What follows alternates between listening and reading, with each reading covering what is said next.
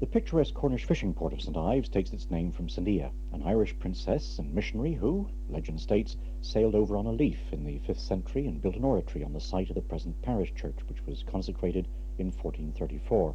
Each year, the anniversary of this event is celebrated on the first Monday after February the 3rd. Known locally as Feast Monday, this is the day when the old custom of hurling takes place. This centres around a ball about the size of an orange and covered with thinly beaten silver. It bears the inscription, "Fair play is good play" in the Cornish language, and is thrown by the mayor at 10:30 to the hundreds of children eagerly waiting on the beach below the church. The child who returns it at noon receives a reward of 5 shillings. But recently another old custom has been revived, as I found out when I went to St. Ives to join in the fun.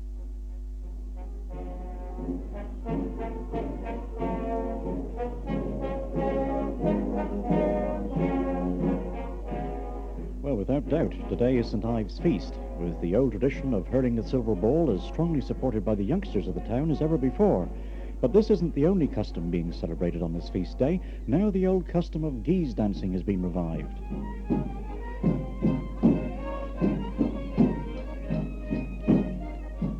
And musicians from 3 London Morris sides, as well as recorder players from St. Ives Junior School, are represented in the procession today.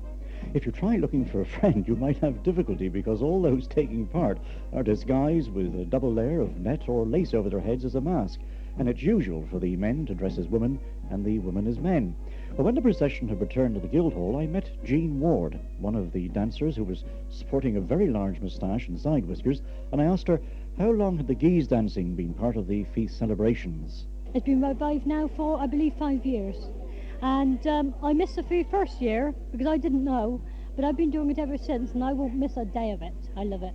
And the song that's written for the Guise dancers was written by a local bard of the Guise, especially for the Guise dancers, as the old music had been lost in, the tides of time. Well, how about the tune? Does that bear any resemblance to the old tune that used to be played? It's based on an old Cornish tune. It is not the original, but they decided it was a Cornish tune, and they'd use it in conjunction with John Barber's words. There's been one man here dressed up in a very tall green outfit. What's the reason for this? That's the Green Giant, isn't it? He's our green man. He goes around scaring everybody and scaring away the devils as well. That's the idea of it, isn't it, Mrs. Elliott? Yeah, the Ivy Man, yes. Did you used to do it as a little girl? Yes, I did in the original times when it was Guise dancing, which was right after Christmas. My brothers and all, we used to go round and used to go to various houses, knock on the door and say, "Hello, hello, who's there, who's there?" And then they used to invite us in. We were veiled, of course, and they didn't know who they were, and they always kept a little drop of sherry or a little drop of something, and offered us some refreshment, just very small, and we say, "How are we getting on, my dear? How are we getting on?" And of course they used to try and find out who it was. It was good fun, but it's a very long time ago. Pre-war. We had no television then, you see, so we went through the streets dancing, usually with some instrument, my brothers play, of course, and we used to link up arms, and we used to think it was very, very amusing, and we called on all various people, usually people who we knew would receive us, and we used to have a bit of fun, saying all sorts of things about Enter into the spirit of the thing, really. That's it, yeah. But of course we used the Cornish voices and idioms, you know, and really enjoyed it. In fact, I have today. I always go around, but everybody knows my voice. I always say, "Hello, my dear, how are you dressed on, Miss Feast?" She gives herself away by her voice, you know that, don't you? Terrible voice. And I got 2 veils on today, and they still know who it is. Pass a wig, and I'm sweating like a pig. Most of my friends recognised me, but I found 3 people who didn't, so I'm quite chuffed. Now, I noticed that there's a lot of greenery involved in this, something like Florida in a way. People dressed up in ivy and moss and this sort of thing. Now, what's the reason for this? Well, that's and I come over on a boat, you see. Might have been a cockle shell, or might have been like one of the Welsh little coracles or anything like that. But it's just to say that it's St. Ives Day today, which is the anniversary of the church, 1418, and now it's celebrated today as a feast, you see, in St. Ives. Now, I suppose in the old days, the Guise dancing wouldn't have been done on feast day. This would have been a separate occasion. Yes, the old day, it used to be about, a week after Christmas, and you had to have special permission from the police then, you see. But now they've given us this day that we can do whatever we like. We feel like saying, we'll call it feast dancing instead of Guise dancing, you see. But we've got all the children interested, that's the thing. I mean, we old folks, we'd be dead and gone, and they might carry on in their place. And you're obviously enjoying yourself, I should say. Yes, I am. What you think? They certainly were enjoying themselves. Very few Cornishmen need an excuse to burst into song, and Cornish male voice choirs have earned for themselves a worldwide reputation, and so it was in days gone by. Christmas time, for example, provided a fine opportunity for an impromptu sing-song in the most unusual places, as Willie Warren and Billy Waters told me. Best carols I used to hear was down Levant in them days when I was a boy. Yes. And there's an old man, he had a lovely voice, a baritone singer. He used to live down Metallic, called John Lug. And he used to be the choir master, boy. But he's the man that started them up, see. But I shall never forget them days. No. And you could hear them going up, boy, coming up through Mannion Shaft, you know. Lovely carols. Oh, yes. Good The carols. same carols we have here now, Christmas Day. I know, yes. Yes, the old Well, ones. you can't beat the old carols, can I you? don't think you can. Well, I know you can. I mean, you take the old Zenner carols, there's no prettier under the sun. And if they don't play them on the BBC and things like that, I don't know. It's all pop stuff now. The Cornish choir in America to sing them. Yeah. Grass Valley Choir. When they used to have carols singing at the Levant mine, did they used to sing these underground? Underground. Start off down 266. That's the bottom of the man engine shaft. And they'd sing all the way up. They used to start before the engine starts. See, the engine used to always start Avasto, sometimes a bit later than others. But that was the time, Avasto. But they'd always wait for John Lug to start up their carol. Yes. Because John Lug was a grand old Well, he could start the right notes, see. Oh, lovely, Yes. lovely voice, lovely voice. He had the right pitch, see. Oh, lovely voice, Sound and sound. lovely. Sound and sound. You hear that sound coming up through the shaft, boy, is beautiful. Boys joined in, see. Everybody joined in. Well, they that could sing would join Well, in. if it didn't, they say, well, But no they couldn't sing. Why, they had to shut up Yeah. like a bus in a drone. They used to say, no good. See? Bus in a Like drone. somebody said, like a train gone off the track. Is that right, Willie? Now, besides carol singing, did you ever go around kissing girls underneath the mistletoe?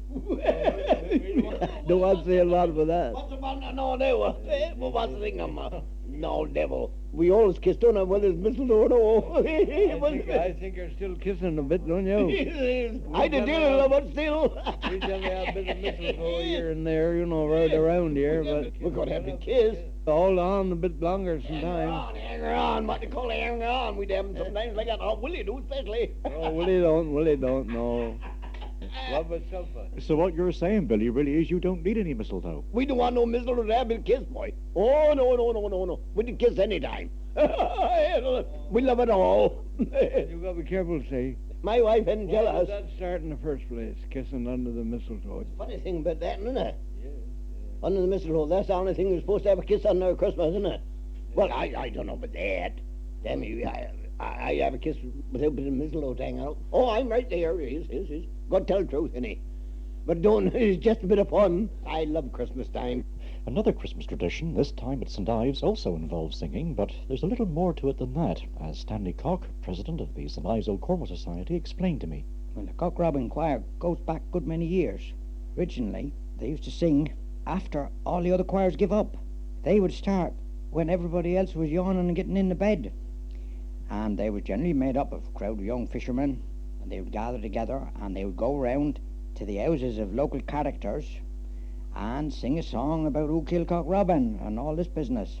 But they somehow incorporate the name of the occupant of the house, don't they? But they bring him in singing the Cock Robin song. The nickname is what's used to rhyme in with Cock Robin's choir. Now, of recent years, they've been doing more what they call in St. Ives blackguard roguery. That's what the old people call them, blackguard roguery. Perhaps when everybody is turned in, they would say, now boys, now's our chance. We'll go up to where the boats are kept and we'll bring down somebody's boat, and that boat would finish up, perhaps chained fast Lloyd's Bank gates. I remember one year there was a boat found about half a mile from the harbour, and somebody wrote on the side of this, typhoon. Wasn't no typhoon at all, it's Ansem night. Now they've always made a sort of beeline for the old fishermen down the lodge. I think they was built originally for the fishermen to go in when they was waiting for the crews to gather. And the old fishermen would be in the lodge remembering previous years and say, yeah, dirty lot of young scamps they are, yes. But they was afraid of their life that they wouldn't go and be visited. The visitors of the lodge been more for getting on top of the roof and putting things up there. once they had a piece of an aeroplane. I don't know how they found this, but there it was. And then the Crown Matters, a crowd of them went up and got the buffalo from the Buffalo Club, got this thing right down through the town, perhaps 3 or 4 o'clock in the morning, I don't know, and gotten on top of the lodge roof, and there on top now in the middle of the night was this big buffalo. When the people came out in the morning, because there's always a lot of people that take their cameras out Christmas Day purposely to see what the Cock Robin Choir have done, sure enough, on top of the lodge, here was this buffalo. For this sort of thing happening late at night, what have the police got to say about it? Well, the police say we've always had very good policemen here. They've sort of gone along with their customs. I remember one time, there was a crowd of youngsters. They thought it would be a very good idea to take a 4-wheel wagon out of the stables, taking right down through the town and putting on the bandstand in the harbour. We had a bandstand then, a little thing sticking out on irons. Anyway, they got in the stables and got the 4-wheel wagon out, and they was going down over a bit of a hill. All of a sudden, policeman come round the corner. 3/4 of them cleared off and left these other chaps holding this wagon on this slope as much as they could do to hold the thing back. And down the bottom was a jeweller's shop. If these 4 run out, this here wagon would have gone down and gone right through the jeweller's shop. Policeman come along and said, "What's the matter?" So one on there, chap looked up and he said to the policeman, he said, "We're planning to take this down to the harbour, but it's getting around this corner." "Oh," said the policeman, "I'll give you a hand getting around the corner. It's 3 or 4 o'clock in the morning now." So the policeman said, "Once he was around the corner, you all right?" "Yes, all right, my captain, here on. Thank you very much." Down they went, and the policeman went doing his rounds, tried to find burglars and different people. Cock Robin Choir was going down with this wagon, putting on the bandstand. There it was next morning. Oh, policeman, all right. Listen, Ives people don't regard it as vandalism as such. They just might say to themselves next day, "My, what they want to do that for? I found a boat in my garden, and nobody haven't come to take me away," and so forth. But I don't think St. Ives would be the same without the Cock Robin Choir. It's a little bit of thing that we got that have sort of hung on through the years.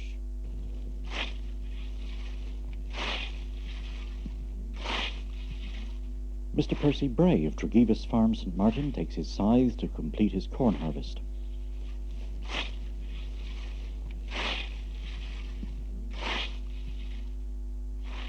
In the old days, they believed that as they cut the corn, as they made each cut, the spirit and the strength of the grain receded until finally they were left with just one small area of corn, which was the last to be cut. In this they believed that all the goodness, all the strength, and the good spirits of the year's harvest had been concentrated, and therefore they cut the last part of the corn as much as a man could hold in one hand, and wound around it ribbons to make a penniard, or neck. This they took back to their cottage or farmhouse, where it held an honoured position until the following year, when it would give strength to the new crop. It was also a time for celebration, and therefore they cried out to their neighbours in triumph that they had in fact beaten everyone else in the village or neighbourhood in that they were the first to cut their crop. And so we have the expression crying the neck. "High heaven! High heaven! High heaven! The neck! The neck! The neck!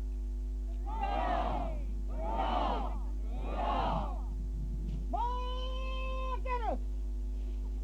More Guinness! More Guinness! 100 Guinness! 100 Guinness! 100 Guinness! Penyaw! Penyaw!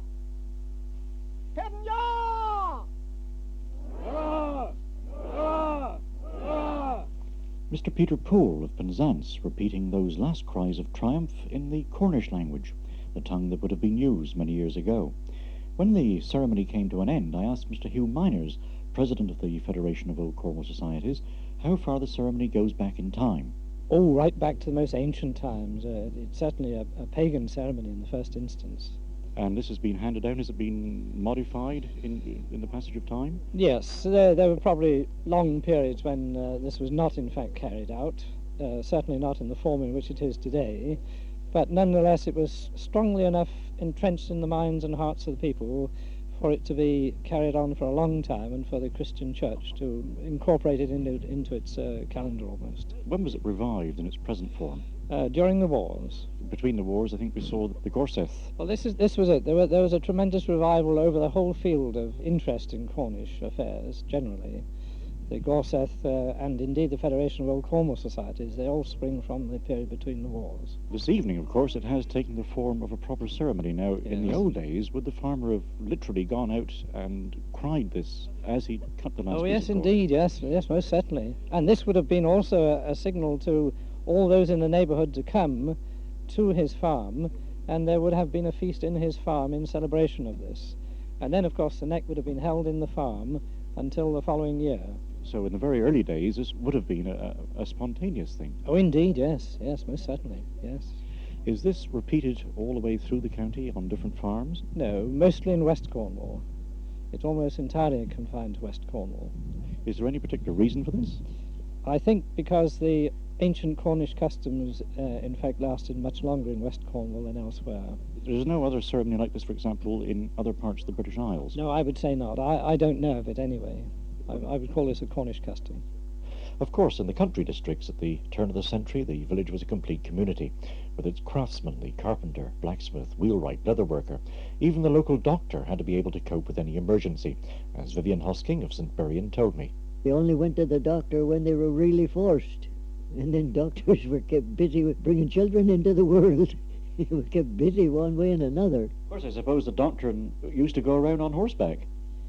Yes, somewhat, but the doctor we were having at that time, I think he had a cob and a bit of a shay, like, and somebody go with him, to look after the cob. Chap Harry Payne, he used to be doctor's bit of help when he was a youngster. When I got older, 7 or 8 perhaps I was, I wanted the tooth out, and doctor moved then down to another place, out of the village a little bit.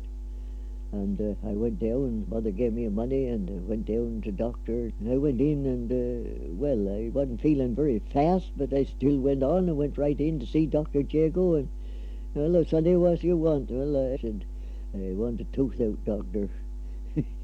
Didn't know whether I ought to cry or laugh. Anyhow, well, come in here, Sonny. Let's have a look. Let me have a look at your tooth.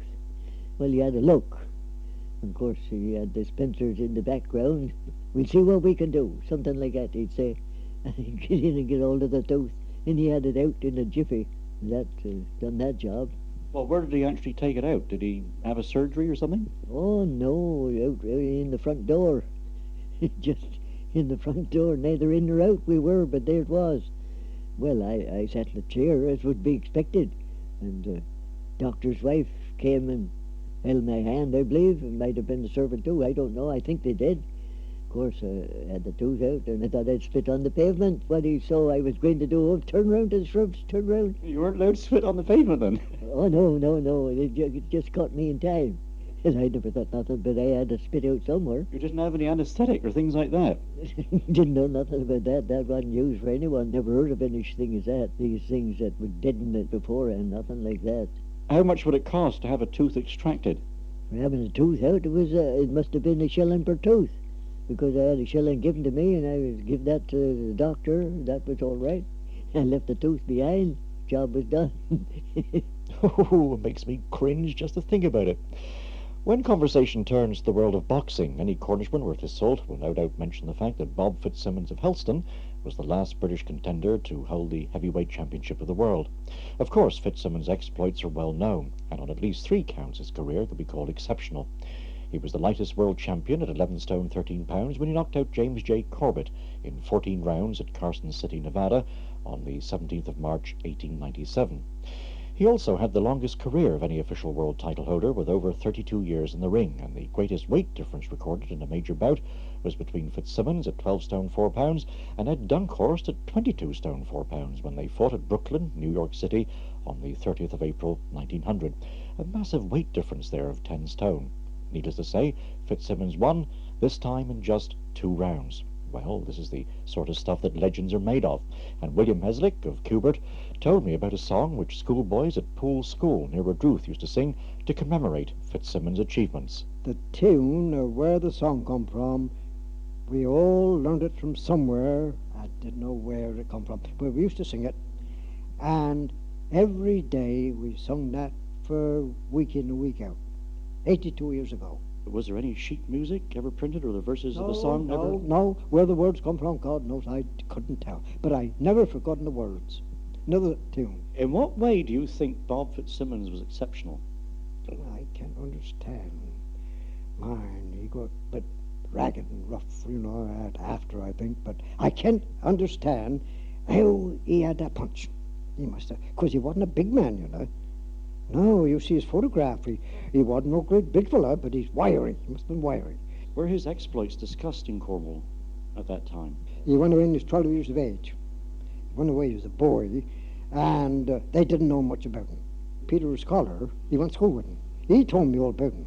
But when a boy leaves, say, here, 12 years of age, well, wouldn't be much in it, wouldn't know anything about the man after another 20 years, would he? Now, a lot of people think that he went to Australia when he was 9. No, he's 12, he told me, so he'd know.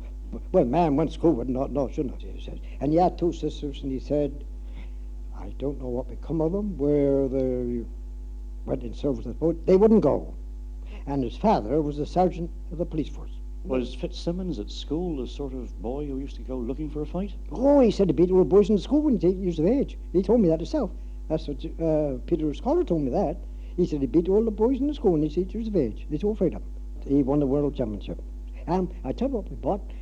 A woman called Bray used to keep a grocery shop in Poole, and we bought a little 8 each was flipping, and you see Bob Fitzsimmons and Jim Corbett fighting. A little thing pulling like that, a little thing about that wide, with a little lead and pulling like that, and you'd see him boxing 8 each. You give play. This was these little sort of movie books. As you move, and you and I move, see, and as you flip the leaves, so we'd be punching, see, and that was Bob Fitzsimmons, Jim Corbett. 8 each you give out in the shop. Mrs. Bray used to keep that shop. Remember that? Remember that easy. She sold 2 or 3 dozen in a few minutes. 8 each. We all had 8 each, and we flipping that, and Bob Fitzsimmons, Jim Corbett fighting. Which shows that Fitzsimmons must have been pretty popular at the time. Oh, he must have been. He must have been. See, I wasn't more than 6, 7 years old. Would you like to sing the song for me? I'll sing it, yes. I said that's what I come down here for. Right. 3 cheers for Bob Fitzsimmons. Oh, knock Jim Corbett out. He's the best man of the 2. There's not the slightest doubt. They fought like fighting men of old, but did not run away. 3 cheers for Bob Fitzsimmons. He's the Cornishman of the day. Now, what do you think? Very good, William. Of course, Bob Fitzsimmons wasn't the only man to seek his fortune abroad. As the mines in Cornwall closed down one by one, the Cornish miner was left with no other alternative but to seek his fortune abroad, where his skills were in great demand in the developing countries of Australia, Canada, America, South Africa, and Mexico. No matter where you go in the world, they used to say, look down a hole and you'll find a Cornishman at the bottom of it. Willie Warren and Billy Waters can remember when horse-drawn buses used to leave St. Just carrying miners with all their personal belongings contained in large leather trunks bound in copper. Every Friday you used to go in the bus. Yes. You see the bus going on every Friday, but you see a trunk up on them. Oh, yes, You know them old trunks they used to wear. Sure. Leather around them. And Cover around them Cover, too. yes, All yes. bound in cover. That's right, Cover strong. plates. They're strong. Well, I used to go forth and back for years. yes. See? Well, worth a patch on there, wasn't it? One of them bloody trunks. Worth a patch on. I wish I could get hold of one of them Yeah. old trunks. And this is what they used to carry their stuff in. Yes. Carry their everything. Yes, Sloughs. to abroad. Never used to take the sloughs with them. No, sir. You don't know what sloughs are, don't you? No, I don't. Well, that's why they... What's use you come here, damn it, don't understand their language. I don't understand that. What are you? Do you know? You don't know what a slough is. But what is a slug? Bill, tell them. Boat. Boat. We are in the underground. mines years ago. Underground. Hobnailers. Yes, hobnailers. Don't see none now. Don't see none. Good boots too. I don't know, 7 and 6 I suppose you used to pay for them then. More than that, damn, you couldn't get a slough, a boot enough of that money, you know, because there's 100 iron and steel on it. Easy, this brittle bit. Oh, you used to have them, you know. You used to have steel cues and toe plates, you know, on boots. Steel. I know we went out to have a pony show once, and Al Hoskin was out there. Yeah. You know Al, Al. blacksmith. In comes Tom Alla.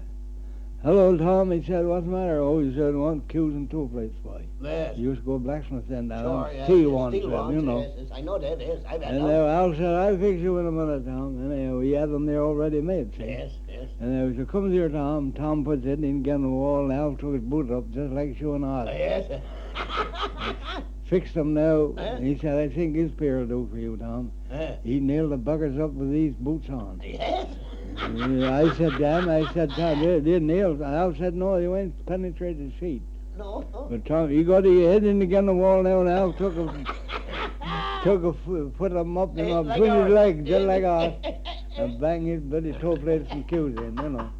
And we got up and stood up. He said, all right, Oscar, how much I owe you? I don't know, Bob or 80 cents. He said, I'm all right now for the winter. See the sparks flying when they walk down the road. If you struck your toe plate or your heel on the road, you see sparks flying. What about? The only transport available for miners who had to travel any distance to go to work was the donkey. Of course, this led in turn to donkey races, with bets being placed on what was hoped would be the fastest steed. The origins of Gwinear Agricultural Show near Hale go back to those days, as Edgar Harvey told me. It started with an argument that the donkeys was the fastest with these miners. Nearly everybody had a donkey. It wasn't no bicycles then. That's the only convenience they had to get work was donkey shay. That was all for going to and from mine. When you were up 10, 12 mile, and it was like a motor car these days. I know where I come from, there used to be scores of them. Used to drive donkeys. They used to come from St. Earth and Hale and all they places to St. Hilary, mine in they days. She used to have little beds all the way on. So the rivalry between the miners was very keen to get their donkeys off the starting line. Well, they're pretty keen now. We got some good donkey men now as we had then. They're very keen. Will you be doing any donkey riding this year? Oh no, my day's gone from donkey riding. Yes, I'm too stiff in the legs to get across anything like that. Was donkey racing just part of the program for the day? That was the only thing that they had. And then they started the pony races a few years after. And every year they improved on the show and started with showing classes of ponies and riding classes and made a big success of it. Was this the only event that they used to have in Gwinear in those days? Yes, there was nothing else more than the feast do. They always kept up Gwinear Feast. And I suppose the show coincides with Gwinear Feast today? Yes, yes. I can remind when I was a youngster come up here and going down with Mr. Ives, they used to come down there and have supper. The house was full. Anybody that might come in always had a good meal to get up. You couldn't get in the church nor the chapel on the Gwinear Feast, it'd be full. And old Canon Perry would tell them off for not coming regular every year. Well, there is quite a few to go to Gwinear Church now of a Sunday morning. The spirit of the feast day, do you think that's still the same? Yes, I think. The Ives, this latter years, you've been revised quite a bit. This show, it brought it on, really. But then Gwinear people are still Gwinear people, you know. They think a lot about their feast. Well, the tradition of donkey shay racing started by those miners so many years ago is still carried on today, as Willie Tregenza told me. There's a Mr. Potty from Alston way. He got a donkey called Trigger. And when he get in that ring, that donkey is like a bionic donkey. He go like a greyhound.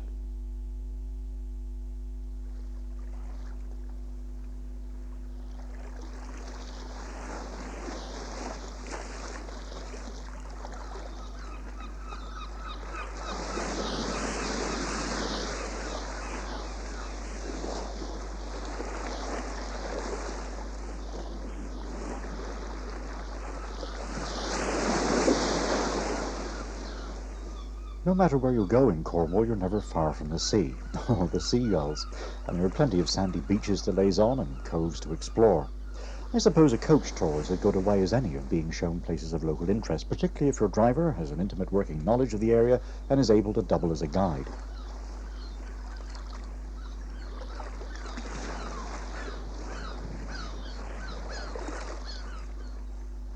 On St Mary's in the Isles of Scilly off Land's End, any coach driver would have a problem because of the island's size. It's so small. But this doesn't deter Ron Perry, the local tour operator. As the coach makes its way slowly through the narrow lanes, the passengers derive as much pleasure and enjoyment from the friendly attitude of the islanders and the humorous banter of the driver as from the beautiful scenery which presents itself. You're looking right across the island on the right, 3 mile long, 2 3/4 wide. It seems a big island to you owing to the high speed we're going. Sometimes pedestrians catch us up. That's all the centre of the island. Hello, they're bouncing up and down pretty well, aren't they? We're going around in a circle, it's the only road. Motorway, the M521. I'll open her up a bit. It must be one of the most unusual coach tours in the British Isles. What it lacks in length, St Mary's only has 6 miles of road which the coach can navigate. It more than makes up for in the style of presentation, and the commentary by proprietor Ron Perry keeps his passengers entertained throughout the trip. We're doing 28. That is the end of the high-speed part of the trip. Belladonna's, look, for sale. We'll rest the engine, we've done 2 miles. There's the city over there with all the crowds we've just left. 25 shops, 3 pubs, 4 cafes. 3 main city streets, not a street name anywhere. The town is freehold, all the rest is the property of Prince Charles. Royal Pier, Royal Harbour, Royal Golf Course, all this island and all the little islands as well. There's 100 of them. It says so in the guidebook. The guidebook must be right. The gentleman who writes that lives in Reading, so he ought to know. There's the dustman saluting us. Wave to him. Best dustman in the British Isles there. Take anything away.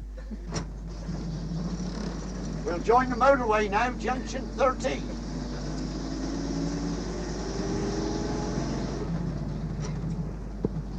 There's 350 motorists on this island.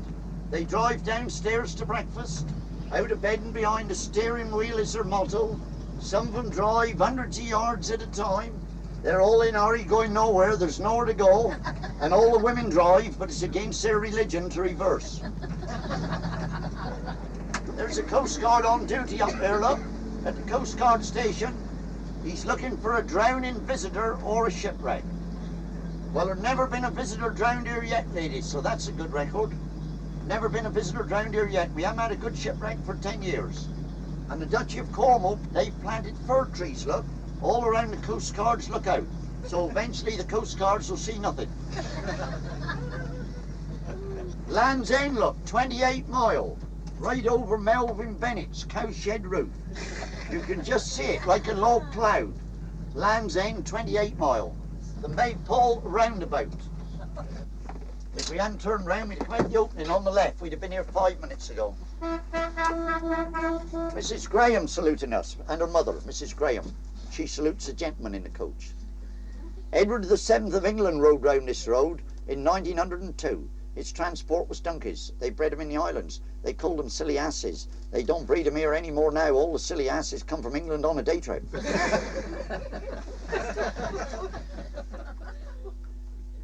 If you ever get a chance to visit the Isles of Scilly, Ron Perry's coach tour of St Mary's is something you just mustn't miss. The autumn of 1978 saw Cornwall in the middle of a water crisis. Rainfall had been well below average, and reservoirs throughout the county were at a dangerously low level. To see how the situation compared with the old days, I went to Pendeen to talk to Willie Warren and Billy Waters. Willie began by telling me that they used to fetch the water from a well, using what we would now call a wheelbarrow. We had to go and fetching with a sandbarrow, my son. A standbarrow. You know what a standbarrow is? No, I don't. Well, he's a one-wheel chariot. Hard bloody work pushing It's on. hard going. All barrows got a wheel. But if we had 3 wheels instead of one, it wouldn't be so bad. They started that then, didn't they, They after? started that. Yes. But they 2 got bicycle wheels. 2 bicycle wheels behind. Behind. And 1 in front. And 1 in front. The standbarrow wheel was in And that front. was easy to just push. Yeah, push. That'd be that. lovely. Lovely. Of course, the roads weren't so good then as they are now. Oh, no. There's a lot of pits in them, and you know, Very once great rocks in them. Oh. big, Yes, big stones. Money boy. great stones in them. Yeah, then they had a donkey and barrel, and used to go around selling them penny pail. We had to pay for them because they was pulling them to our places. Penny bucket, penny. But we had big buckets in them days, see, because we wanted all the water we could get. And no go out to it with a small bucket, see, because you had to pay a penny for a big bucket, it's just the same as a small one. Oh, yeah. So everybody had a great big bucket. There's an old plastic. Can't get a good old galvanized pail now, can he? No. Yeah, you know. Well, we used to have a great barrel there, oil barrel, and all. Used to burn them out and put them under the launder. And that was for washing. And then, damn it, when that was empty, they used to pull water, and it was 6 months then. And where did they get this water from? Down late. Too late. All the water come from the lake. Yeah. Good water he was, still. Yes, and supplied all the bullocks All and the everything, district. didn't it? Damn it, farmers used to come out here and fill the barrels up for the cattle and everything. You used to come out here from away out the other end of the village, out Carnyard. That's right, but they say you want no bathrooms and all like that then. Well, there wasn't no toilets, no flush toilets, none of that, son. Out Weller, they used to pack water, they had them up top the hill there. Yes, well, Valley Hill. And they used to pump them downhill. Pump downhill. Made me laugh, yo. Then they used to go up top the hill to pump water downhill. Water wouldn't run downhill. No. Oh, that's true. All they had to do was go up in the well up there and put a little pipe down and it'd run down on its own. But no, that was so easy. Yeah. Of course, I suppose in those days a lot of the houses had their own wells.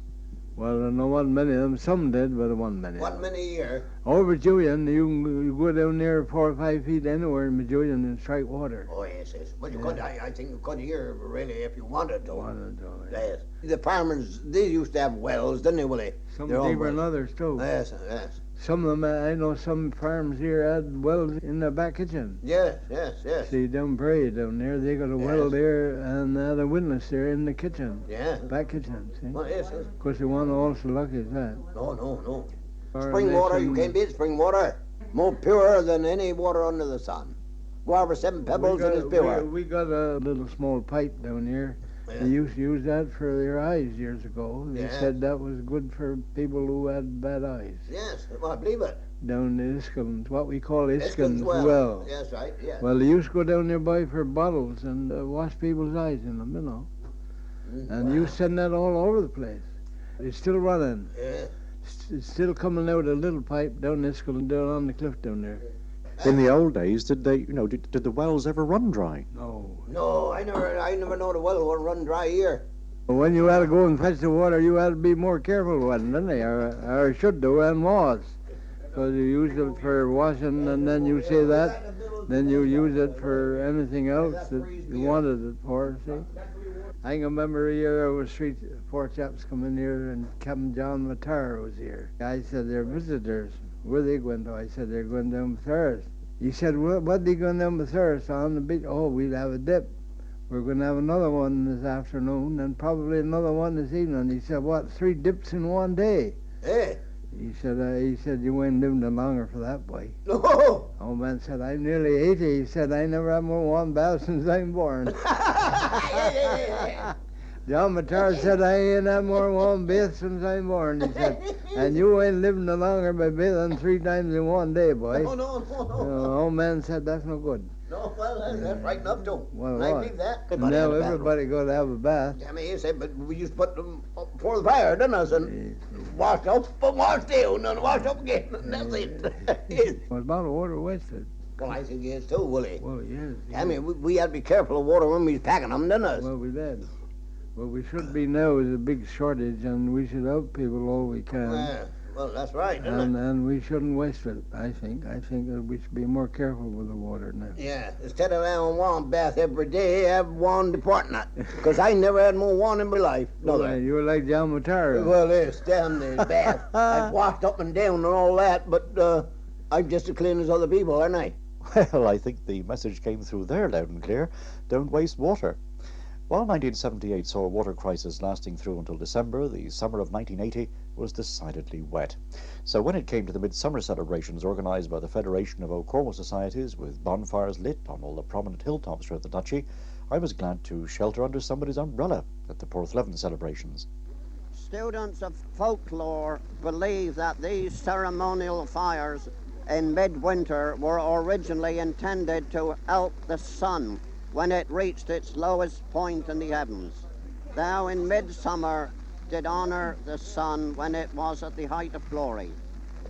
Well, I'm sure Bert Cowles, president of the Porthleven Old Cornwall Society, must have had his tongue in cheek when he came to that point in his brief address to over 200 people who gathered at Highborough, overlooking the village, to witness the Midsummer Eve bonfire in pouring rain and driving wind last night. But despite the conditions, the crowd stayed to witness the ceremony. Mrs. Whiting now, the lady of the flowers. In one bunch together bound, flowers for burning here are found, both good and ill. Thousandfold let good seed spring, wicked weeds fast withering, let this fire kill. Otter Kelmis in Chemiscus, Blegio, my fond... Beatrice Curnow there, undertaking the translation into Cornish. After the ceremony, I asked Phyllis Whiting what her duties as Lady of the Flowers actually entailed. This afternoon I went out into the hedgerows and gathered a bouquet of wild flowers, both good and ill, flowers that we would encourage to grow, like to see growing in the hedgerows, and also the weeds, brambles and thistles and so on. Put them all together in a bouquet, had to be tied with yellow, red and a white ribbon, and then at the appropriate time in the ceremony they are cast onto the bonfire. That will hopefully get rid of the weeds and encourage the good seeds of the pleasant flowers that we like to see in hedgerows to grow next year. With the bonfire well alight, I asked Beatrice Curnow when exactly did the tradition of our midsummer celebration begin? It dates from the early pagan days when the Druids celebrated the festival of the midsummer solstice, the Beltane festival, which comes from the Old Language.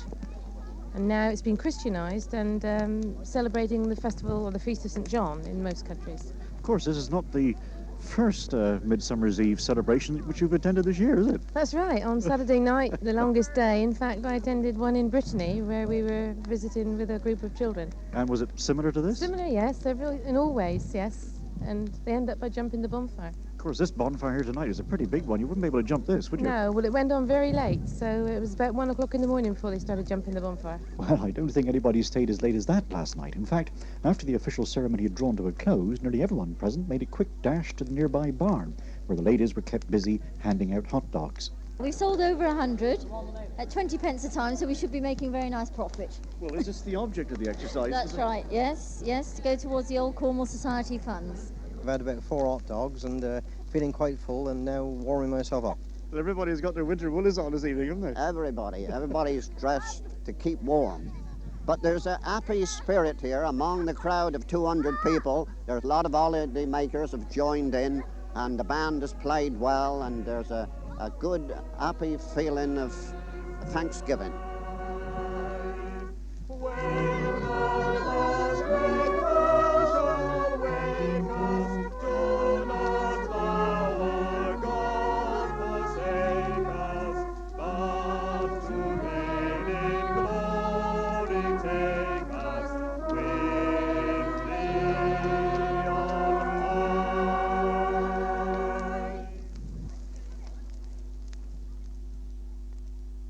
During that ceremony, you heard a brief passage spoken in the Cornish language. Since the late 19th century, attempts have been made to revive this ancient Celtic tongue. A difficult task because little written evidence has survived down through the ages. From being a purely academic subject of the past, today there are active groups throughout the county who meet for the express purpose of speaking and developing the use of Cornish. Fortunately for me, Rodney Lyon agreed to have a chat in English when I visited his group. Mi ha breaker a doors, ma minta. Rydw this leferol there, ma mira dri break. Cyla gennydd, mar ilta. Medd na yn saith yn na. Mar tes yn nesa saith yn? Dear. If I can just interrupt this conversation just a minute, Rodney, it seems fascinating to me to hear you here talking like this, but what exactly are you talking about? Andy, our friend over there, he's a teacher down at Poole School. He's starting a Cornish class for children in the lunch hours each Friday. And we're talking about this now and wondering whether each one of us with our children would be interested in going down and participating. Now, is this the idea actually behind your group, which meets here every Tuesday evening, using the language in this way? Well, that's what we'd like to encourage, the lively use of Cornish as opposed to the academic use. Unfortunately, at the present moment, there are a lot of people who wish to learn Cornish purely as an academic subject, but our group here want to learn it and use it as an everyday language, you see. What is a language without being spoken? A language to me, which is only written and not spoken, is a dead language.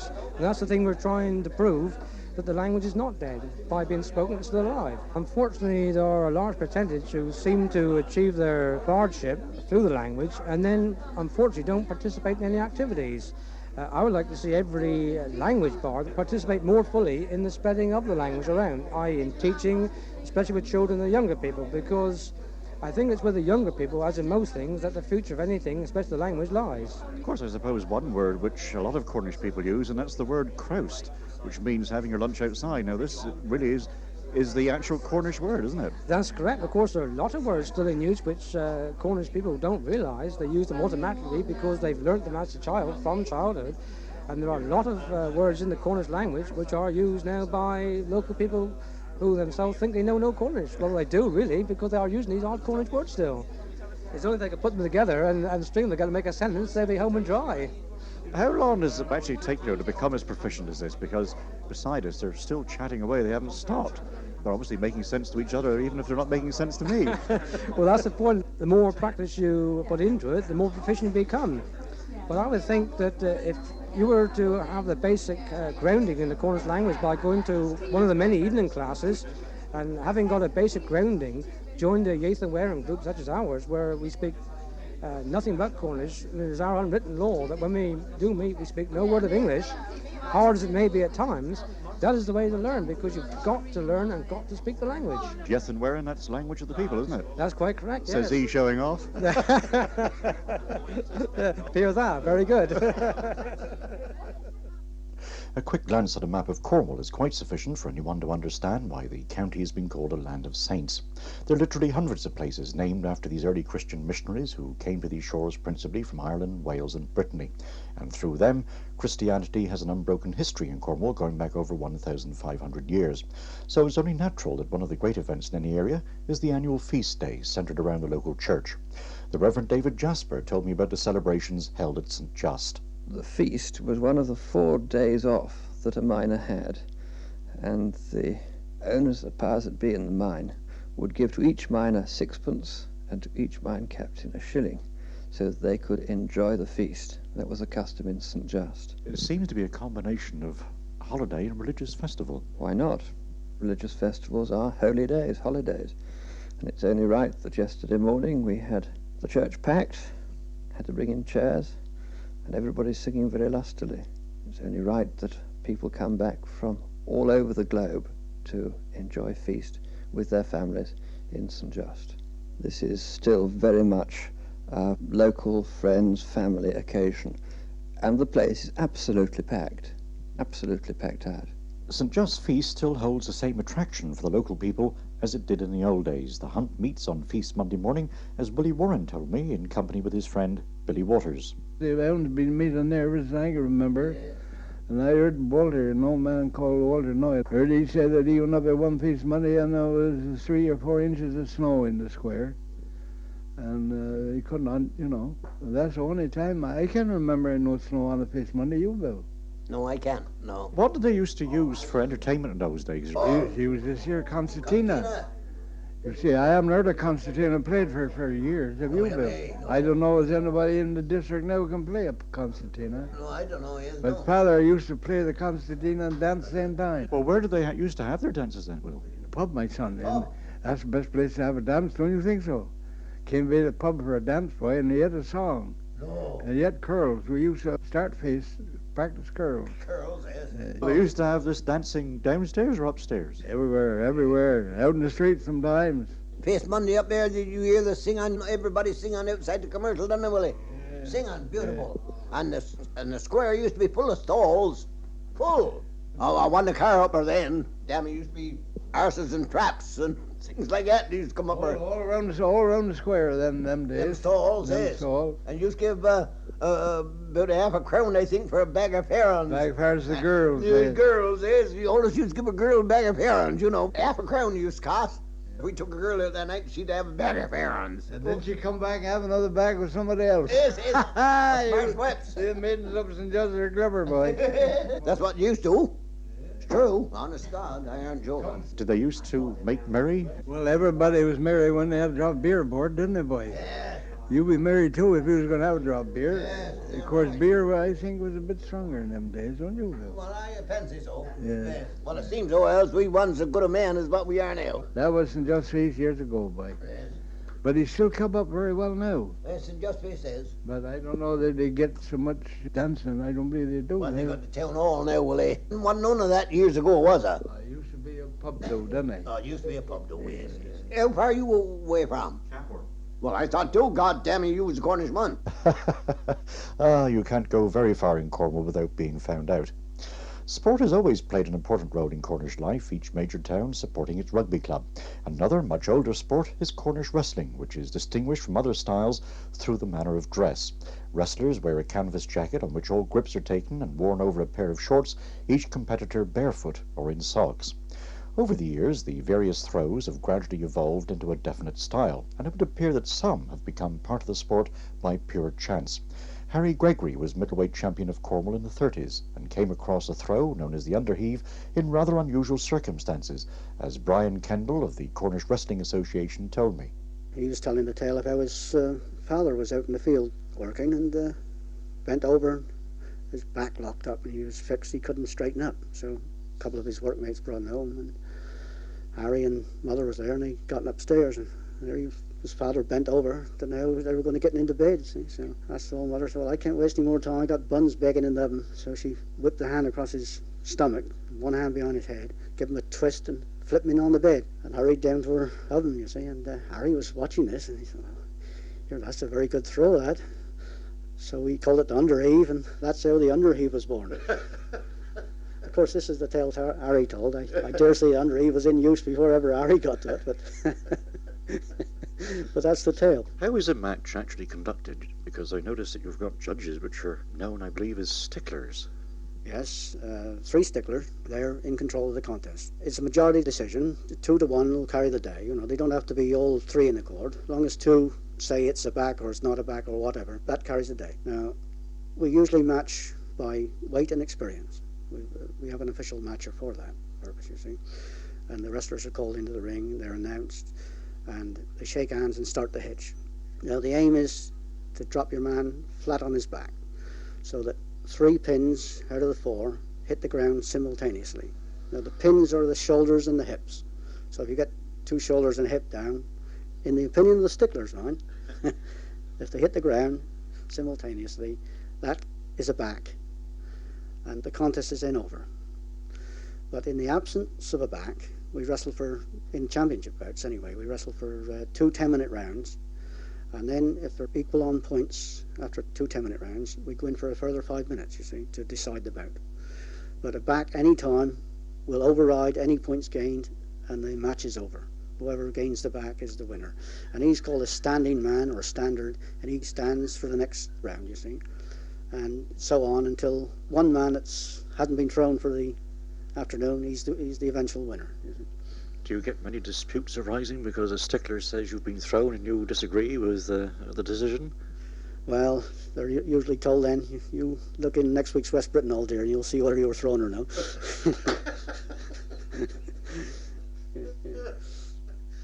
Talking about wrestling, perhaps the winner of the contest celebrated his victory by drinking Shanagram, a very special drink served at the turn of the century. Willie Warren told me all about it. You add 2 spoonfuls of Demerara sugar, see, then you put your rum in them, good rum, and then you boil your beer. It used to be always dark beer, and then you put that in a glass, and then you put a little small bit of lemon in it, see, not very much. Not this old stuff you buy, out of the lemon itself, and cutting, you see, and putting on a lemon squeezer. But don't put very much of that in it, see, because that'll take away the strength of the rum. But that's Shanagram, and some people used to like a little bit of nutmeg, just a little bit, on the top. How big a glass do you used to serve it in? Well, if you wanted a half pint of Shanagram, you used to have a glass, well, a pint glass. A mug in them days, you say one of these mugs, you don't see them now. Earthenware mugs you used to have. I believe we got 1 or 2 a year of them old mugs now. You used to have animal stone. Some of them had a sheaf of wheat, some of them had a sheaf of corn on them, you know. All had their own mark. Well, what was the proportion of rum to beer? Rum was cheaper then in them days than what it is now. You know, you didn't mind a little drop extra rum, especially for your pal, but you might say a double rum it is now. See, a doubler. And then you add your beer and that would be about half a pint of beer. Oh, well, you'd be a bit more with the froth on them, see, because the beer was boiling, you see, and you couldn't put that in a half pint glass. No good to have beer cold, my son, not for Shanagram. You got to have 'em boiling. Put a skittle on. Used to be the old skittles years ago. Of course, you haven't never seen any of them. It's what have they? Never seen a skittle they used to boil the beer in. But like a funnel, really, it was. See, you push that down right in the fire. But you mustn't allow no smoke to get in it. See, you must have it clear of the smoke from the fire. And that's Shanagram by. And the last one I served it to was an old pal of mine, an old man. He used to like it, because he had it as a boy, see. And he used to say, Willie, come on. They don't know what a Shanagram is, boy. You know what it is. I said, I'll give a glass for you. Old Captain used to lick his lips, especially at Christmas time. John used to come in, he said, come on, Willie, I want a glass of Shanagram. And I said, you shall have my beauty. He said, going back now when I was a youngster. He said, I used to drink this before I left school, really, Jan then. Who would have been able to afford that drink in those days, Willie? Well, you know what you call the toffs, like, say, farmers, well, if the miners done very well, they'd have a little drop. Tributers, they was the men used to make the money in them days. Well, all depends on your pocket, boy, see. If you made a little bit extra, well, you'd have a Shanagram, see. And I suppose beer in those days as well. Tuppence a pint? Fine. Well, half pint of beer, penny, a job of rum, 4 pence. Then you charge them with different sugar, and they had for the nutmeg. How much now would that be now? Oh, I couldn't say. The rum is expensive now, and beer has gone up. But in them days, the cheapest drink for a good job of stuff. So they were prepared to wait for their drinks while you prepared this... Wouldn't mind to wait for anything that's good, boy. Shanagram is good, they don't mind waiting a bit for Shanagram. Well, that's all we've got time for now. So let's finish by dancing up the main street of that quaint old Cornish town behind the Helston Town Band, playing as only they can play, the Helston Flora Dance.